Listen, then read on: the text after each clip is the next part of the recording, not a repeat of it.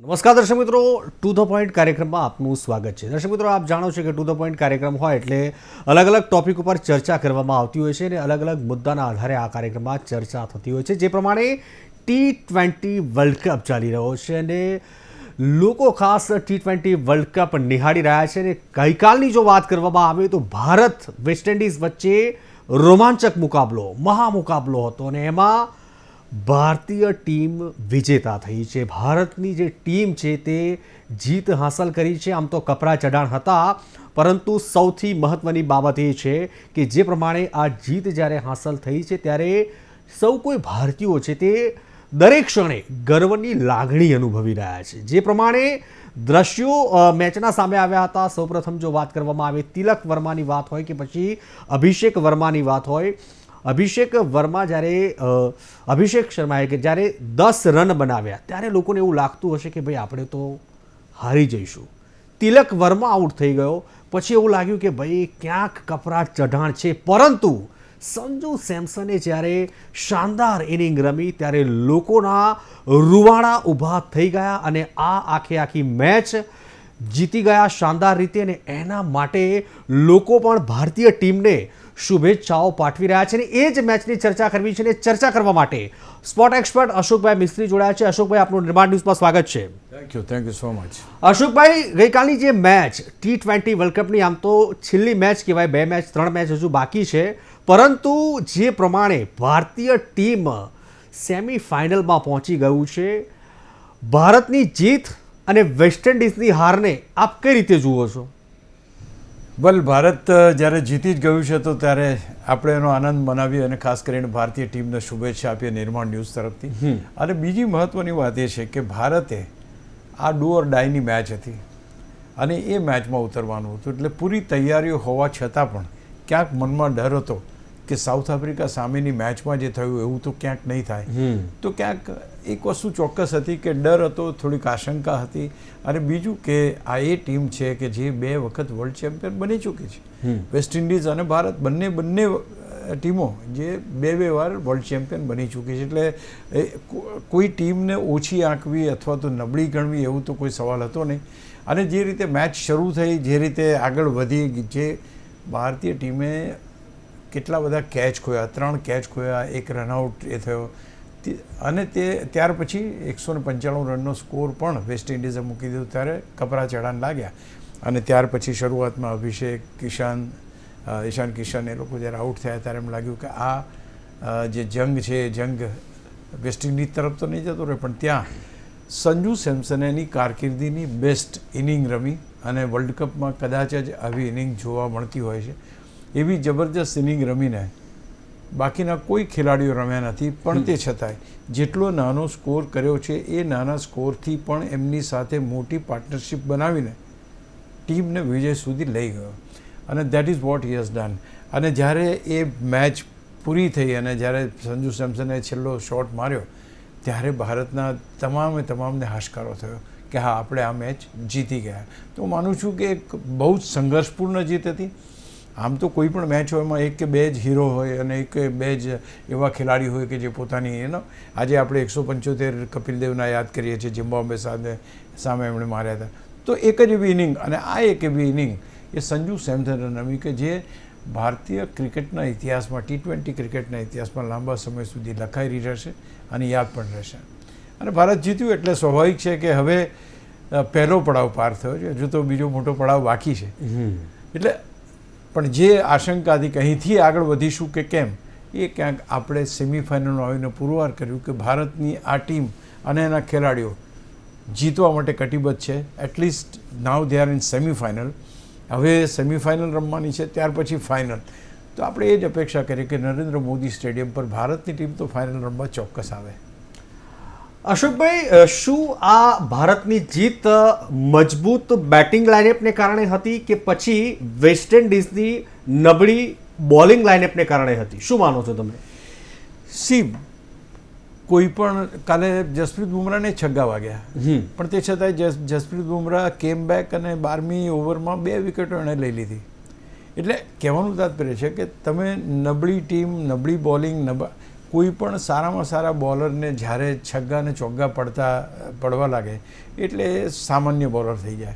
એટલે અહીંયા આગળ તમારી વાત બિલકુલ સાચી છે. એકચ્યુઅલી તો વેસ્ટ ઇન્ડિઝનો આટલો સ્કોર બનવો જોઈતો નહોતો, કારણ કે આપણે જો એ 3 કેચને 1 રનઆઉટનો ચાન્સ ખોયો ના હોત તો કદાચ હું માનું છું કે 160ની આસપાસ જ વેસ્ટ ઇન્ડિઝનો સ્કોર હોત. પણ આ વેસ્ટ ઇન્ડિઝની ટીમ છે, સ્કોર એ લોકોએ કર્યો અને ત્યાર પછી ભારતીય બેટિંગને કારણે આપણે જીત્યા એવું કહેવું થોડુંક વધારે પડતું કહેવાશે, કારણ કે ઓપનિંગ આપણું એટલું સારું ના જામ્યું. સંજુ સેમસન ભલે રમ્યો, પણ સામે છેડે ઈશાન કિશન તમે લઈ લો, કે અભિષેક તમે લઈ લો, કે સૂર્યકુમાર યાદવ તમે લઈ લો, હાર્દિક પંડ્યા તમે લઈ લો, દે હેવ સ્કોર્ડ ઓનલી 15, 20, 18, 25 એવા જ રન થયા. તિલક વર્મા તમે લઈ લો. તો આ ક્યાંક ને ક્યાંક એક સારા સંકેત નહોતા. પણ હા, એક વાત ચોક્કસ હતી કે સંજુ સેમસને એવું નક્કી કર્યું હતું કે ભાઈ મારે એક વિનિંગ ઇનિંગ રમવી છે. ના વોટ હી ડીડ ઇઝ કે જે કોઈ નવા ખેલાડી આવ્યા અથવા તો જે ખેલાડીઓ આવ્યા મેદાન ઉપર એમની સાથે એણે નાની નાની પણ પાર્ટનરશિપ બનાવી અને એ છેક સુધી અણનમ રહ્યો અને that is the reason Bharat જીતી શક્યું. અધરવાઇઝ આ મેચ આપણા માટે મુશ્કેલ જ બની ગઈ હતી. પણ એક તબક્કો એવો આવ્યો કે જ્યારે સંજુ સેમસનની વિકેટ લેવામાં વેસ્ટ ઇન્ડિઝ સફળ થયું નહીં અને ભારતને જીત્યા. એટલે એમ કહી શકીએ આપણે કે ભારત બેટિંગમાં જ જીત્યા. આપણે તો આમ જોવા જઈએ તો બેટિંગના આધારે જ જીત્યા આપણે, કારણ કે આપણે ચેસ કરવાના હતા અને ચેસ કરતી વખતે જો વચમાં બેટિંગ બેસી જાય તો તમે હારી જાઓ. આપણે એમ ચોક્કસ કહી શકીએ કે બેટિંગના કારણે આપણે જીત્યા, પણ સાથે સાથે જે ખેલાડીઓએ પરફોર્મન્સ નથી આપ્યો એ ખેલાડીએ પરફોર્મન્સ હવે આપવો પડશે અને જે મેચો હવે આવવાની છે એ બહુ જ ક્રુશિયલ અને ક્રિટિકલ મેચો છે. આના કરતાં પણ આ પણ સૌથી મહત્ત્વની મેચ હતી કે ભાઈ, કારણ કે જો હારી જાત તો આપણે બહાર થઈ જાત. તો અહીં સુધી આવે છે. હવે હું માનું છું કે એક ટીમ યુનિટ તરીકે આપણે રમીએ તો વધારે મજબૂત રીતે ભારતની ટીમ આગળ આવી શકે. અશોકભાઈ, હમણાં તમે હીરોની વાત કરી. ભારતને સેમીફાઇનલ સુધી લઈ જનારા, સેમીફાઇનલ સુધી પહોંચાડનારા ભારતીય ટીમના 5 હીરોઝ કોણ છે? શું માનો છો તમે? નહીં, 5 હીરોઝ કરતાં આપણે તો એક વસ્તુ, પહેલો હીરો તો આપણે સંજુ સેમસનને કહીએ, એ તો છે જ. ત્યાર પછી જસપ્રીત બુમરાહની 13મી ઓવરમાં જામી ગયેલા બંને ખેલાડીઓને એણે આઉટ કર્યા. That was the turning point. A out ના થયા હોત તો સ્કોર 220-25ની આસપાસ જતો રહે.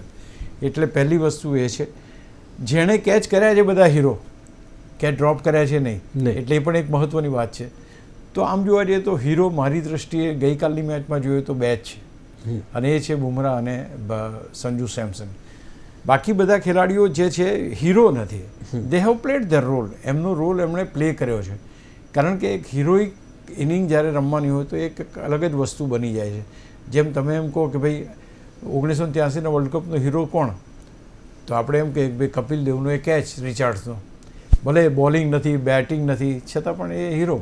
તો કહેવાનું તાત્પર્ય છે કે અહીંયા આગળ હીરો કરતાં ટીમને વિજય સુધી લઈ જવાની ક્ષમતા ધરાવનાર ખેલાડીઓ ભારતીય ટીમમાં છે એવું પ્રસ્થાપિત થાય છે. એ ના હોત તો કોઈ બીજો હીરો બન્યો હતો. એવું નથી કે કોઈ એકદમ ધબડકો થઈ જાય. આ ટીમના 8 ખેલાડીઓ એવા છે કે જે ખેલાડીઓ પાસે કોઈ પણ સ્થાન ઉપર રમવાની ક્ષમતા છે અને મેચ વિનિંગ પરફોર્મન્સ આપવાની ક્ષમતા છે.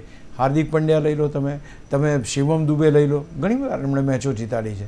તમે અક્ષર પટેલ લઈ લો, તમે તો lower category in the sense કે 5, 6, 7ના જે ખેલાડીઓ છે એ ખેલાડીઓએ પણ ઘણીવાર ભારતને વિજય અપાયો છે. આપણે જાણીએ છીએ ઓપનિંગ અભિષેક ઘણીવાર જબરજસ્ત રમ્યા છે અને ભારતને વિજય અપાયો છે. પણ અહીંયા આગળ સંજુ સેમસનની જે ઇનિંગ હતી એ ઇનિંગની ખાસિયત એટલે વધી જાય છે કે આ એક ખેલાડીને હંમેશા અન્યાય થતો કહીએ તો એને જ્યારે તક મળતી ત્યારે નહોતો રમી શકતો, અને ગઈકાલે એને એક એવી તક મળી કે જ્યાં એને લાગ્યું કે આજે હું આ ઇનિંગ જો રમી જઈશ તો એ મારી લાઈફની બેસ્ટ ઇનિંગ બની શકે છે. અને he was able to get the ball in to the plate. બરાબર પરફેક્ટ આવતા હતા અને he was able to play. એટલા માટે આ જે, અને બીજી મેં કહ્યું એ પ્રમાણે કે ભાઈ જસપ્રીત બુમરાહે એક પેલો 37 રને રમતો, 27 રને રમતો હતો, પેલો 40 રને રમતો હતો હોપ, તો આ ચેઝ, આ બંનેને એણે આઉટ કર્યા એક જ ઓવરમાં. So that was a turning point. નહીંતર આ સ્કોર કેટલો થાત. વેસ્ટ ઇન્ડિઝની ટીમ 2 વાર ચેમ્પિયન છે અને આ ખેલાડીઓ એટલા માટે જગવિખ્યાત છે એમની આક્રમકતા માટે. દુનિયાની કોઈ પણ લીગ એવી નથી કે જ્યાં વેસ્ટ ઇન્ડિઝના ખેલાડીઓને સામેથી બોલાવીને ટીમમાં સમાવવામાં આવતા ના હોય. આઈપીએલ લઈ લો, આઈપીએલમાં પણ એવું છે. તો આ ટીમને હરાવવા માટે એક ચોક્કસ રણનીતિની જરૂર હતી. એ રણનીતિ ખેર બધા તો એપ્લાય કરી શક્યા નહીં, પણ આ એક ખેલાડી હતો કે જેને એમ લાગ્યું કે હા આઈ કેન ડુ ધીસ, અને એણે બધાની સાથે પાર્ટનરશિપ બનાવીને ટીમને જીતાડી પણ ખરી. અશોકભાઈ, ભારતીય સ્પિનરોની જો વાત કરવામાં આવે તો ભારતીય સ્પિનરોએ વેસ્ટ ઇન્ડિઝના જે બેટ્સમેનો છે, બેટર્સનો, એનો ફાયદો ઉઠાવ્યો હોય એવું લાગી રહ્યું છે તમને નબળાઈનો? એક વસ્તુ તો ચોક્કસ છે કે 4 જ વિકેટો ગઈ છે, એટલે એવું કંઈ બહુ મોટી વિકેટો પડી કે એમાં જે ભાવથી 2 વિકેટો તો બુમરાહે લીધી છે, એટલે એવું કોઈ એપેરન્ટલી દેખાવે કે આવી રીતના. હા, વરુણ ચક્રવર્તીને છગ્ગા ઘણા પડ્યા, એની બોલિંગ ઘણી ધોઈ, બાકીના જે બોલર્સ હતા એના, કારણ કે 195 રન બન્યા છે એટલે દરેક બોલર્સને માર તો પડ્યો છે. હાર્દિક પંડ્યાને ઘણો માર પડ્યો છે, વરુણને ઘણો માર પડ્યો છે.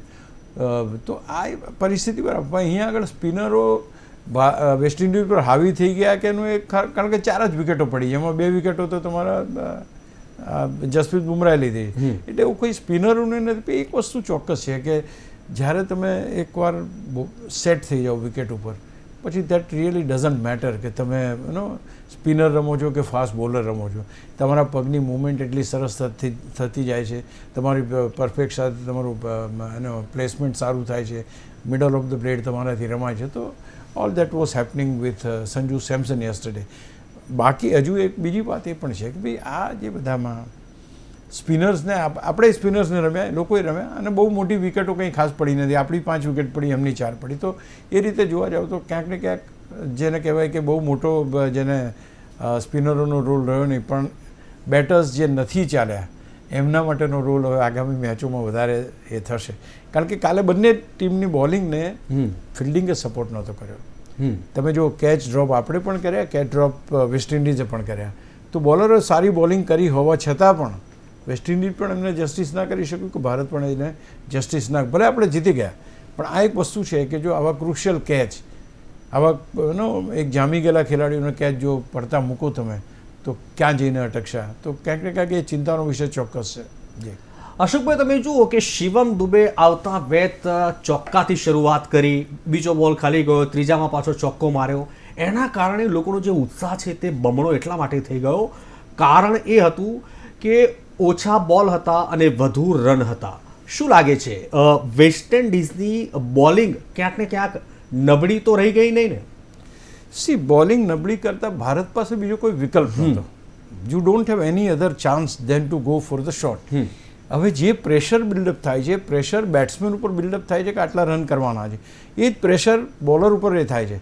તમે જુઓ, એ પહેલો બોલ જે ચોગ્ગો માર્યો ફૂલ ટોસ પડી ગયો, તો એણે સીધો ચોગ્ગો મારી દીધો. હવે જ્યારે ચોગ્ગો પડી ગયો ત્યાર પછી એ પ્રેશર ટ્રાન્સફર થઈને બોલર ઉપર આવી જાય કે હવે પછી મારું શું થશે.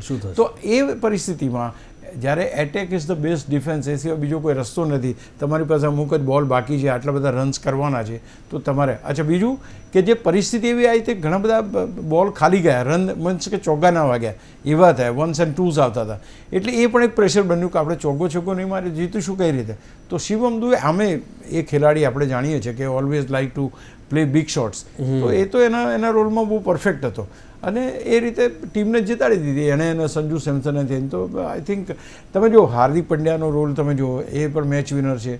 શિવમ દુબેનો રોલ તમે મેચ વિનર તમે કહી શકો કે આ બધા ખેલાડીઓ એ પાછલા ક્રમના એવા, અક્ષર પટેલ તમે લઈ લો, he is one of the match winner ખેલાડી. તો એ 6ઠા 7મા 8મા ક્રમે તમારી પાસે આવા જબરજસ્ત ખેલાડીઓ જ્યારે રમતા હોય તો તમારે પ્રેશર આવવાનો તો કોઈ સવાલ જ નથી. તો માનું છું કે કોઈ પણ પરિસ્થિતિમાં આ ખેલાડી શિવમ દુબે જે છે હી ડઝ હિઝ વર્ક અને એ પોતે પ્રેશરને રિલીઝ કરે છે ચોગ્ગા અથવા છગ્ગા મારીને. અશોકભાઈ, તમે જુઓ કે સંજુ સેમસને જ્યારે 97 એટલે કે 97 રન જ્યારે બનાવ્યા હોય ત્યારે અલગ અલગ પ્રતિક્રિયાઓ ક્યાંક સામે આવી રહી છે. સચિન તેંડુલકર પ્રતિક્રિયા આપી રહ્યા છે, સૂર્યકુમાર યાદવે પણ પોતે પ્રતિક્રિયા આપી છે, ભૂતપૂર્વ જે ક્રિકેટરો છે એ પણ ક્યાંક પ્રતિક્રિયા આપી રહ્યા છે કે આમને આની મદદ લીધી હતી, આમને આની મદદથી આટલા રન ફટકાર્યા. લોકો એને શુભેચ્છા પણ પાઠવી રહ્યા છે.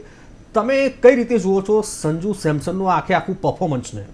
જો એક વાત છે કે ભારતની ટીમમાં સ્થાન મેળવવું એ ખૂબ મુશ્કેલ કામ છે, અને એકવાર સ્થાન મેળવ્યા પછી એ સ્થાન જાળવવું એ એનાથી પણ મુશ્કેલ કામ છે. ભારતીય ટીમમાં 2 વિકેટકીપર્સને રમાડવા એ પણ બહુ મોટી વાત છે. ઈશાન કિશન અને સંજુ સેમસન બંને ખેલાડીને ટીમમાં લેવા એના કારણો શું છે, કેવી રીતે છે, એ પણ બહુ મહત્ત્વના છે. અહીંયા આગળ લેફ્ટી રાઇટીના કોમ્બિનેશનમાં સંજુ સેમસન ભારતીય ટીમમાં ફિટ બેસતો હતો. ઈશાન કિશન અને અભિષેક બંને લેફ્ટ હેન્ડેડ બેટ્સમેન હતા, ઓપનિંગમાં એટલા સારા જામતા નહોતા, એટલે ભારતીય ટીમે આ ચેન્જ કર્યો. ઓપનિંગમાં અભિષેકની સામે સંજુને લાવ્યા અને ત્યાર પછી તમે જુઓ ઈશાન કિશનની સામે સૂર્યાને લાવ્યા કે લેફ્ટી રાઇટી કોમ્બિનેશન રહે. તો એ લેફ્ટી રાઇટીનું કોમ્બિનેશન છે એ કન્ટિન્યુ કર્યું. 3 સેટ એવા છે ખેલાડીના કે જ્યાં આપણે લેફ્ટી રાઇટીના કોમ્બિનેશન એ કરી શક્યા. એટલે સંજુ સેમસનનું ભારતીય ટીમમાં સ્થાન મેળવવું એ ભારતની થોડીક જરૂરિયાત હતી. જરૂરિયાત એટલા માટે કે આપણે જ્યારે આની પહેલાં મેચો રમ્યા, ઓફ સ્પિનર આવે અને લેફ્ટી બેટ્સમેન શરૂઆતમાં 3 કે 4 લેફ્ટી બેટ્સમેન એની વિકેટ લઈ જાય અને ભારતીય ટીમ મુશ્કેલી મૂકાઈ જાય. તો એટલા માટે આ રાઇટ હેન્ડેડ બેટ્સમેનને ટીમમાં લાવવામાં આવ્યો. અધરવાઇઝ 2 તમે વિકેટ કીપર રમાડો એટલે સ્વાભાવિક રીતે ફિલ્ડિંગમાં તમને નુકસાન જવાનું જ છે.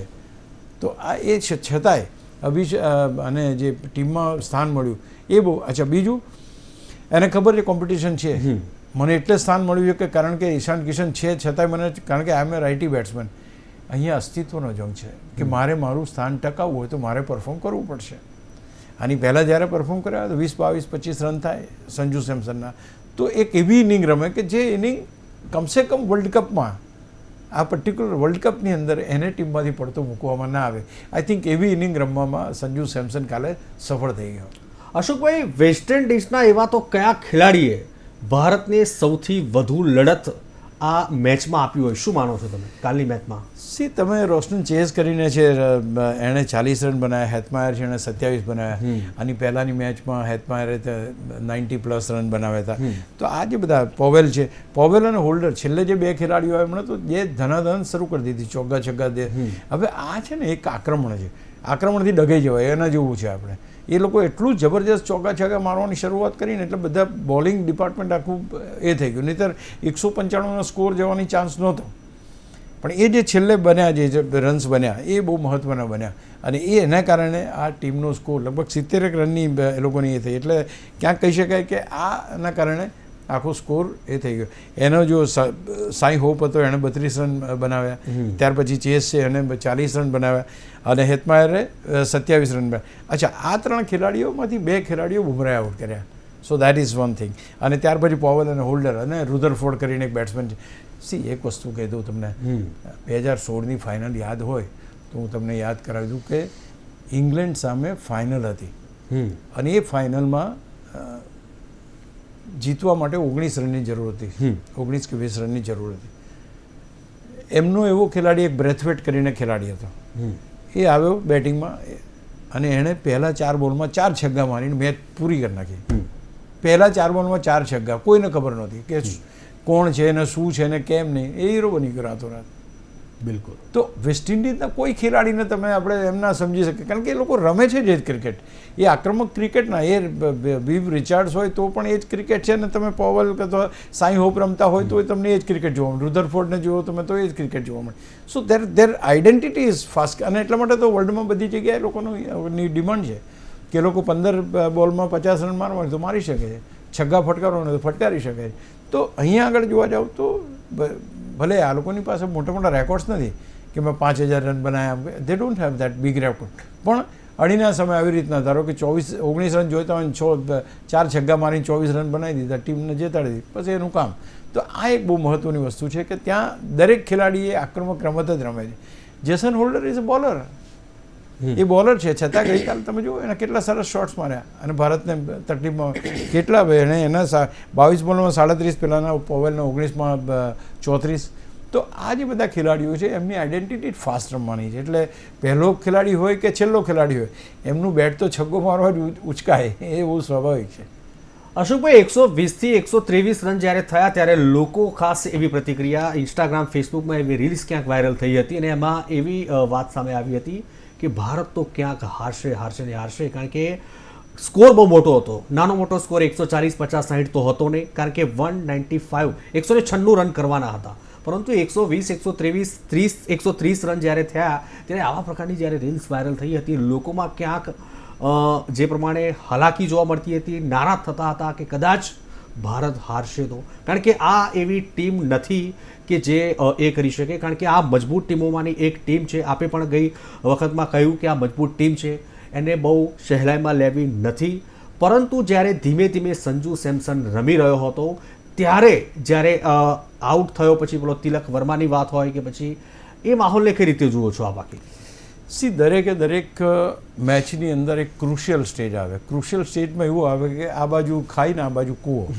તમારી પાસે કોઈ ઓલ્ટરનેટિવ છે નહીં, તમારે માત્ર જીતાડવાના છે. જીતાડવા માટે જે કંઈ કરવાનું કોઈ એક્સક્યુઝનો કોઈ ત્યાં સવાલ નથી. તે વખતે એક ખેલાડી જ્યારે આ તમને ફાયદો કેમ થયો કે એક ખેલાડી જામી ગયો, તેને ખબર હતી કે મારે મારું સ્થાન છોડવાનું નથી. એટલે એણે બાકી બધા સાથે ભલે નાની નાની પાર્ટનરશિપ થઈ છે. સેમસન અને યાદવની 58 રનની થઈ, સેમસન પંડ્યાની 38ની થઈ, સેમસન દુબેની 20 રનની થઈ. પાર્ટનરશિપ નાની હતી પણ એ પાર્ટનરશિપ એક પછી એક બનતી ગઈ એ છેક સુધી. અને that is how India has one. તમે કહ્યું બિલકુલ સાચું. પ્રિડિક્શન એની નીચે આવે છે ભાઈ કોણ કેટલું. અને બીજું અશોકભાઈ કે 97 રન થયા એટલે બધા એવું પણ કહેતા હતા કે 100 પૂરા થઈ જાય તો સારું હતું. એમાં પણ ક્યાંક લોકો નારાજ થયા છે, પરંતુ આ તો સમયનો ખેલ છે.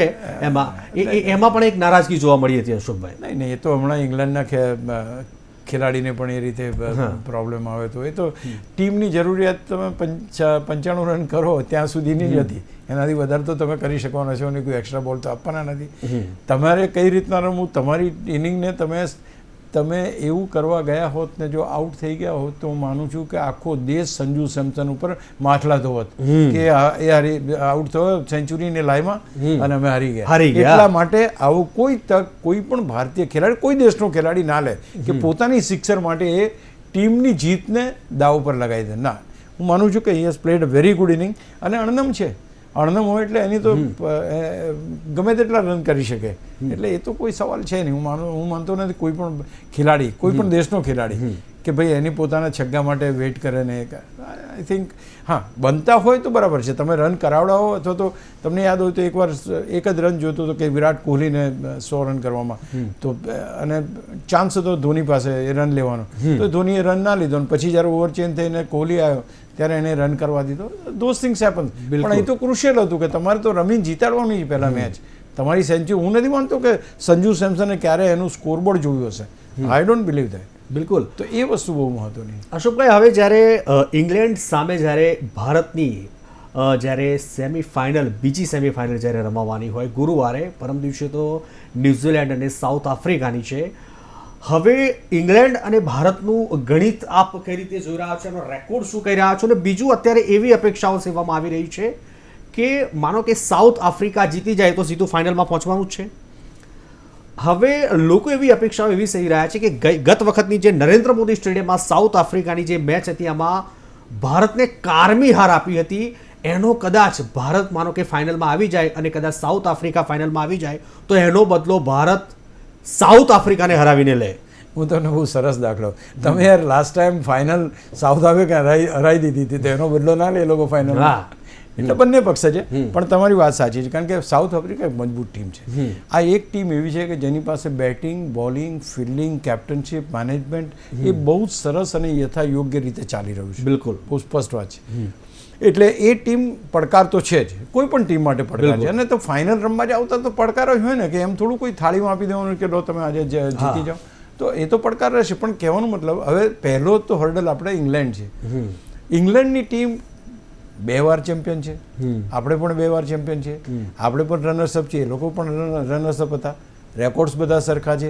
મેચો આપણા કરતાં ઓછી જીત્યા છે. આપણી પાસે અનુભવ છે, આપણી પાસે ખેલાડીઓ જોરદાર છે, દમદાર ખેલાડીઓ છે, આઈપીએલમાં સારું પ્રદર્શન કરતા ખેલાડીઓ છે. ઇંગ્લેન્ડની ટીમને તે છતાંય હું નથી માનતો કે ભારત નબળી માનવાની ભૂલ કરે. કારણ કે T20ના ફોર્મેટમાં કોઈ ટીમ નબળી નથી હોતી. એનો જ્યારે દિવસ હોય ને એનો એકાદ ખેલાડી કે 2 ખેલાડી જો જામી જાય તો આખી પરિસ્થિતિ બદલી કાઢે છે. એ ભારત વેસ્ટ ઇન્ડિઝ જેવી ટીમ 1983માં ધરકમ 75 ને 79નો વર્લ્ડ કપ જીતી હતી, તો 83માં આપણી સામે હારી ગયા. સો જેમ જેમ ફોર્મેટ નાનું થતું ગયું એમ એમ અનિશ્ચિતતા વધી ગઈ. એટલે you have to play your game. તમને જો કોઈ વસ્તુ મેદાન ઉપર બચાવી શકતી હોય તો એ માત્ર ને માત્ર તમે કરેલા રન. એટલે તમે એ એન્શ્યોર કરો કે તમારી ટીમની બેટિંગ ક્ષમતા વધારે. બોલિંગ ક્ષમતાની વાત અલગ છે, કારણ કે આ પર્ટિક્યુલર ફોર્મેટમાં બોલરોને તો ધોવાનું જ છે. બોલરો માટે કોઈ મરસી છે નહીં આમાં. એમને તો જસપ્રીત બુમરાહને કાલ છગ્ગા પડ્યા, એ કોઈ પણ ખેલાડીને પડે, સારામાં સારા નંબર 1 બોલરને. તો એ પર્ટિક્યુલર વસ્તુને ધ્યાનમાં રાખવા કરતાં તમે કેટલી સારી બેટિંગ, ભારતની બેટિંગ લાઇનઅપ તમે જુઓ તો વર્લ્ડની બેસ્ટ બેટિંગ લાઇનઅપ છે, ટુ બી પ્રિસાઇઝ. હવે આ બધા બેટ્સમેનો જો જબરજસ્ત રીતે રમે તો ભારતનો સ્કોર આ 256 તો કર્યો હમણાં આપણે, તો આ ટીમ કરી શકે એમ છે. ઐતિહાસિક સ્કોર હતો. હા, થઈ શકે એમ છે. બિલકુલ, તો એ થઈ શકે એમ છે. અને હવે જોવાનું એ રહ્યું કે ભારત અને ઇંગ્લેન્ડ સામેની જે મેચ છે એ રોમાંચક તો રહેવાની છે, કારણ કે અશોકભાઈએ કહ્યું એ પ્રમાણે ઇંગ્લેન્ડની ટીમને બહુ હળવાશમાં લેવાની ભારતીય ટીમને જરૂર નથી. અને બીજું કે ભારતીય ટીમના જે બેટ્સમેનો હોય, બોલરો હોય, એ પણ અત્યારે હાલ જે રોમાંચક મૂડમાં જોવા મળી રહ્યા છે. હવે આવનારો સમય બતાવશે કે ભારત અને ઇંગ્લેન્ડની મેચમાં કોણ જીતશે ને કોણ હારશે. આપણે આશા અપેક્ષાઓ એવી રાખીએ કે ભારત જ જીતે ને ભારત જ ફાઇનલમાં આવે ને ફાઇનલમાં પણ ભારત જીતે એવી આશા અપેક્ષાઓ રાખીએ. અશોકભાઈ અમારી સાથે જોડાયા, ખૂબ સરસ એવું માર્ગદર્શન આપ્યું, આપનો ખૂબ ખૂબ આભાર. દર્શક મિત્રો, ટુ ધ પોઈન્ટ કાર્યક્રમમાં બસ આટલું જ. વધુ સમાચાર અને ન્યૂઝ અપડેટ માટે આપ જોતા રહો નિર્માણ ન્યૂઝ. નમસ્કાર.